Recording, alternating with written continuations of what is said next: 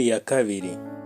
Ni iki gitumye abanyamahanga bagira imidugararo, n'amoko yatekerereje iki by'ubusa? Abami bo mu isi biteguye kurwana, kandi abatware bagiriye inama Uwiteka n'uwo yasize. Bati, reka ducagagure ibyo batubohesheje, tujugunye kure ingoyi batubohesheje.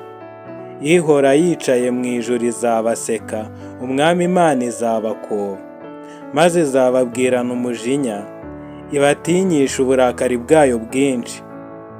Iti, ni jye wimikiye umwami wanjye kuri Siyoni umusozi wanjye wera. Ndavuga rya tegeko, Uwiteka yarambwiye ati, uri umwana wanjye, uyu munsi ndakubyaye. Nsaba nzaguha amahanga ngo abe umwandu wawe, n'abo ku mpera y'isi ngo ubatware. Uzabavunaguza inkoni y'icyuma, uzabamenagura nk'ikibumbano.